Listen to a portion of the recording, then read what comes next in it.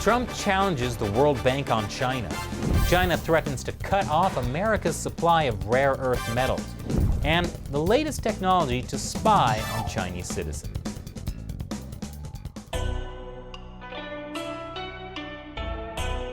This is China Uncensored. I'm Chris Chappell. This week's China News headlines.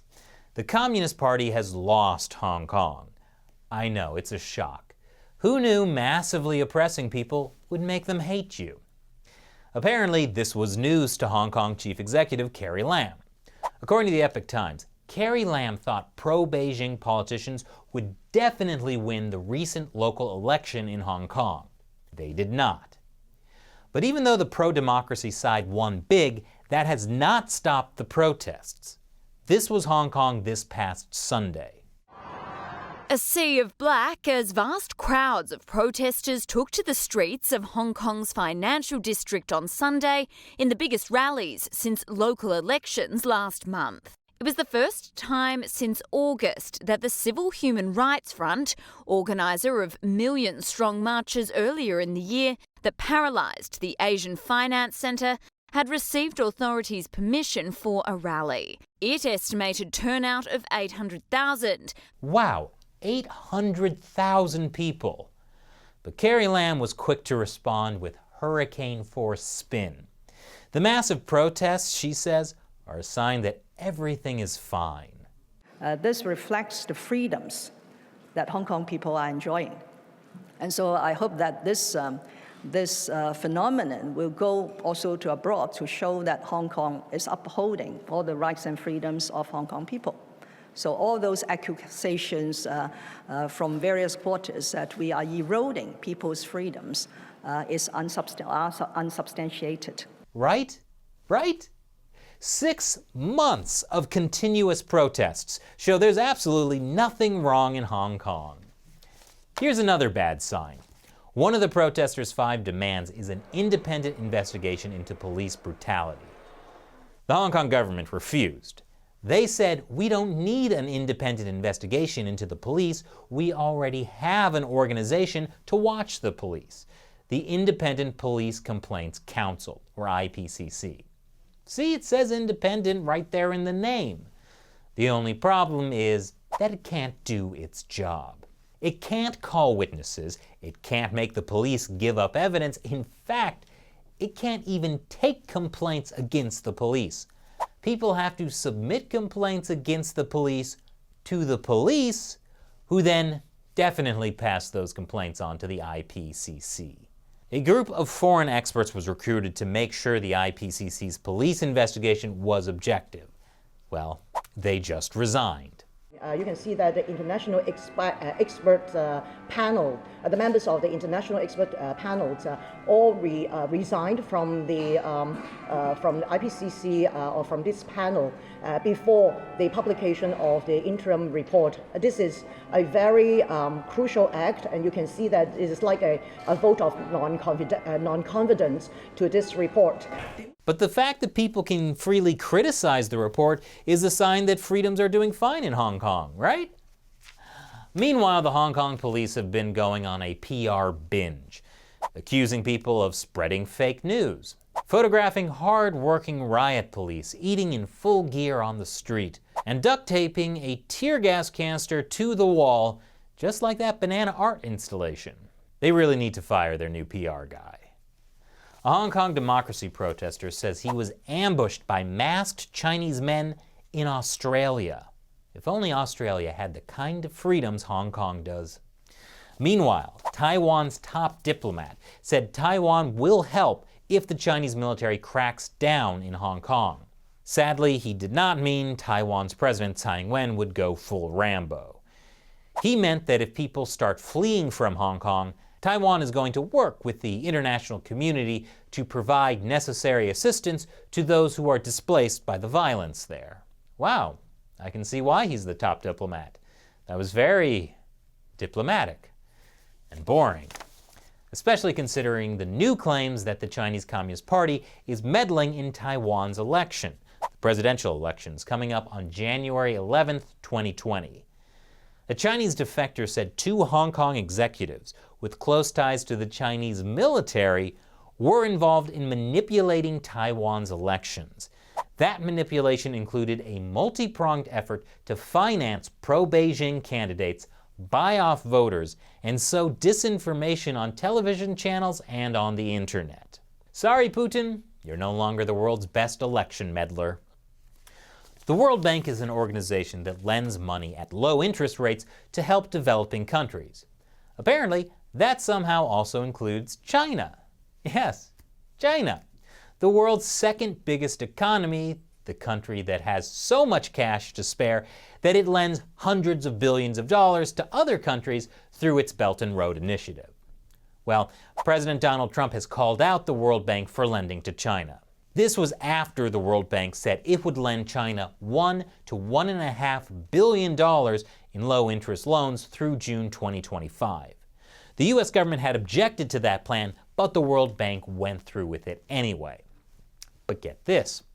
This is actually a decrease in lending to China. In 2017, the World Bank lent China $2.4 billion. Maybe they wouldn't need so many loans if they used more money to help people in China instead of propping up dictators around the world. But gosh, what do I know? And when I said use more money to help people in China, I did not mean finance more human rights violations. Just wanted to clear that up because China apparently tried to get the World Bank to fund surveillance in Xinjiang. Xinjiang is the region where China has locked up more than 1 million ethnic Uyghurs and other minorities in concentration camps. Look, I get it. The Chinese Communist Party needs the cash. Ethnic cleansing isn't cheap. Meanwhile, China's foreign minister says China is big but non-threatening, like a panda. I actually agree. They are just like a panda. This panda. The foreign minister added that paranoia toward China is a highly dangerous disease. Don't worry, the Communist Party has a treatment center where they can cure you of your disease. Democrats and Republicans once again agree. This time on a new defense bill that would ban Chinese-made buses and rail cars. The idea is instead of giving that money to Chinese state-owned corporations, give that money to American companies to build America's buses and subways. Also, American companies are probably a bit less likely to build a subway car that will spy on us. It's been a year since 2 Canadian citizens were put in Chinese jail. Their crime? Being citizens of a country that arrested a rich Chinese person for breaking the law. Justice, with Chinese characteristics. Well, after a year in jail, there's some really good news for the 2 men. They might actually get a trial. Nothing like being jailed for a year without trial. Did I mention they haven't been allowed to speak to a lawyer or to their families? Something to think about the next time you visit China. On the bright side, the Canadians haven't been alone.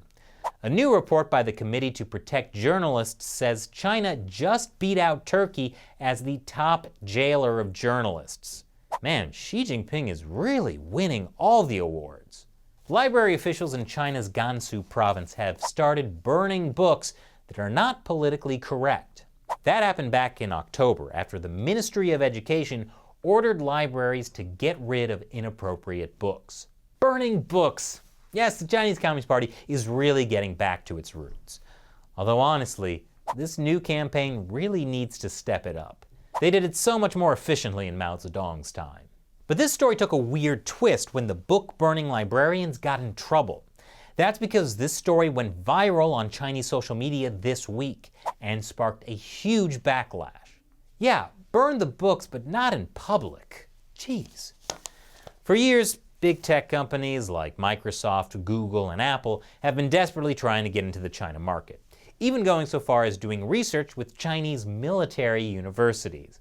Well, too bad for them, because China is banning foreign tech in government and public offices.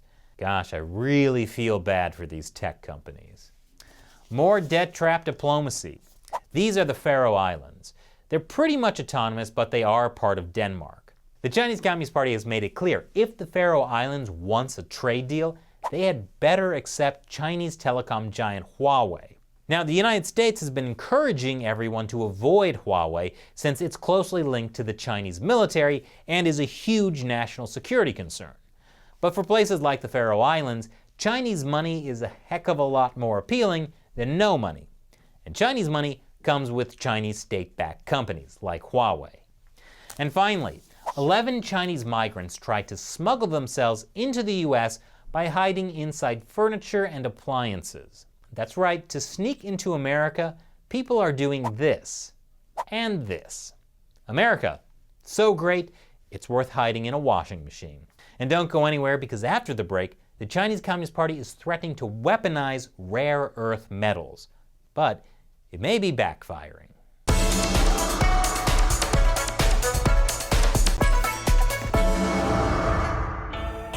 Welcome back to China Uncensored. I'm Chris Chappell. What do lanthanum, neodymium, and yttrium have in common? Other than being your ace in the hole during your next game of Scrabble, they're all rare earth metals, also known as rare earth minerals or simply rare earths. There are a total of 17 rare earth metals on the periodic table. Rare earth metals are used in everything from batteries to cell phones to precision-guided missiles. Rare earths are quite distinct among themselves within that family, but one of the characteristics that they do all share are these fantastic magnetic and conductive properties. For example, if you combine neodymium with iron and boron, you can make a powerful permanent magnet. Those magnets can be used in things from small headphones to big motors. And one country dominates the market for rare earth metals: China.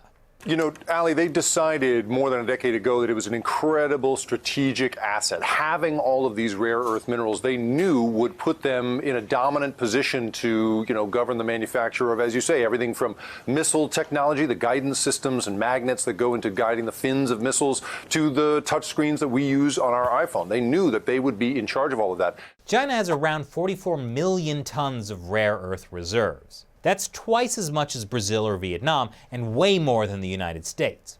In 2018, China produced 70% of the world's supply of rare earths. But that wasn't always the case. There was a time when the US was the world's top producer of rare earths. James Litinsky is the CEO of a capital group that bought the Mountain Pass mine in California after it went bankrupt. So Mountain Pass, the site that we acquired at a bankruptcy, was from the 1960s through the 90s, was the leading rare earth producer in the world. But essentially in China they have a lot less stringent environmental controls, and so about 20 years ago they took over the industry. The problem with rare earth production isn't so much the strip mining. That makes for an ugly landscape, but it's a mostly harmless hole in the ground. The real problem is the toxic chemicals used to process the rare earth ore. It is an incredibly destructive and poisonous process, going through the incredible amount of soil you have to go through to get these minerals out of the earth. And so we just don't abide by those standards. We won't poison our croplands the way China has been willing to. And if any country is willing to poison its own farmland, it's China. Like in the Chinese city of Baotou, the biggest industrial city in Inner Mongolia. It's home to the ginormous Baogang steel and rare earth complex. Inside the plant, toxic chemicals are used to process the ore and extract the rare earth metals. Then radioactive waste gets dumped in a massive lake of toxic sludge. The BBC calls it a dystopian lake filled by the world's tech lust. Farmers living near Lake Dystopia complain the winds whip up cancer-causing toxin and dumps them on their land, which poisons the soil and water, and causes the farmers' teeth to fall out and their hair to turn white. And now, the US gets 80% of its rare earths from China, including places like Baotou. And even if you don't care about environmental pollution, there's another problem. China is using its dominance of the rare earth market as a weapon in political disputes. Like back in 2010, when China got into a territorial spat with Japan over control of the Senkaku Islands. In retaliation, China hiked rare earth prices 10 times for Japan, the world's biggest buyer of rare earth metals. 100% of our rare earth minerals come from China. His company makes magnets for laptops and depends on a steady supply of rare earths. By choking off the supply, China put his business in a stranglehold. And then in May of this year, China signaled that it might weaponize rare earths as part of its escalating trade war with the U.S. China will meet the reasonable demand of other countries for rare earths. But it would be totally unacceptable to us if these countries were to use rare earths to produce products used against China or to oppress us. The CCP mouthpiece, the People's Daily, also ran an editorial asking, will rare earths become a counterweapon for China to hit back against the pressure the United States has put on it for no reason at all? The answer is no mystery. Wow, they're not very good at subtlety, are they? Then the Global Times ran this editorial, quoting a senior academic who said the ace in China's hand is a complete ban on exports of rare earths to the U.S., adding that this is not the only way to make the U.S. economy feel pain. The trouble is, weaponizing rare earth exports seems to be backfiring on China. Burned by the rare earth's price hike over the Senkaku Islands, Japan decided to cut its dependency on Chinese rare earths. Japanese government with Japanese company will collaborate together to looking for other countries like Vietnam, Mongolia, and Central Asia, Kazakhstan. And then last year, Japan discovered a huge underwater deposit of rare earth metals that will last for centuries. And China, by squeezing supply and causing prices to rise, has also given America the opportunity to free itself from its dependency on Chinese rare earths. The United States used to be the most important single producing country for rare earths from a single mine called the Mountain Pass Mine. The Mountain Pass Mine is located in Southern California, near the border with Nevada. After it went bankrupt, the mine was bought by JTL Capital Group, which hired more people and invested in the facility. We bought the facility out of bankruptcy in 2017. At the time, it had 8 employees, and it was in care and maintenance. Over the last 2 years, we've been doing a ramp up in 2 stages. Over the last 2 years, we've hired 200 people, so we've created 200 American hard-working jobs. But what about the toxic pollution? Well, it turns out the mine's previous owner invested in a cutting-edge facility that allows rare earth processing with minimal environmental impact. One good thing they did is that they spent $1.7 billion building a state-of-the-art, environmentally friendly facility. Right now, the plant only makes a rare earths concentrate that it ships to China for processing. But within a year, its owner says Mountain Pass will be fully decoupled from China. At that point, we will be fully self-sufficient from China and one of the major global producers in the world. So it turns out, by weaponizing rare earths, China may have inadvertently shot itself in the foot. By restricting its own exports market, it is helping the U.S. become rare earth self-sufficient. And by shifting the refineries to America, it's also better for the environment. This is what I call win-win non-cooperation. And coming up after the break, the Communist Party is working on a new technology for spying on its citizens: emotion recognition.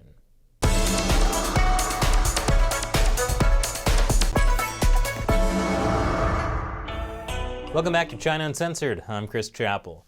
Forget facial recognition, eye tracking, and crowd analysis. China's hottest new surveillance craze is emotion recognition. Emotion recognition, the thing all my ex-girlfriends wish I had. Here's how the computerized version works. The idea is that software algorithms can tell how you're feeling by analyzing real-time video of your face. For a long time, China's internal security has used facial recognition software that analyzes your facial dimensions, hair color, and skin color. And they've discovered that most crimes in China are committed by people with black hair. Arrest all the party officials. You'll have to wait till after the revolution. But soon, China's 200 million surveillance cameras could start recording and analyzing people's emotions to figure out if they're likely to commit a crime. If the system spots certain indicators, say you've had a bad day and you're scowling on your way home from the office, up goes a red flag and a possible police interception. The trouble is, experts say emotion recognition technology is actually pretty bogus. This recent study found that while facial expression recognition systems are up to 97% accurate in the lab, that accuracy rate drops to around 50% in the real world. But never mind that it's only right half the time. The Communist Party has no qualms about arresting innocent people. And the party has already begun experimenting with emotion recognition to target China's most vulnerable population.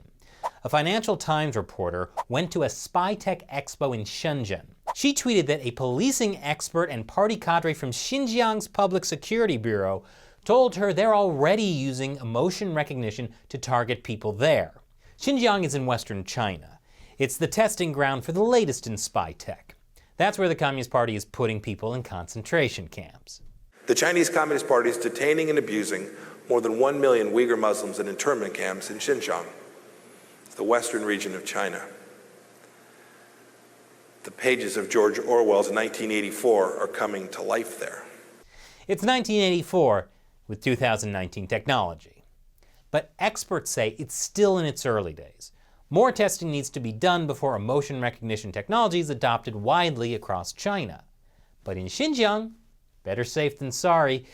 If you're having a bad day, smile, because anything less can get you into a lot of trouble.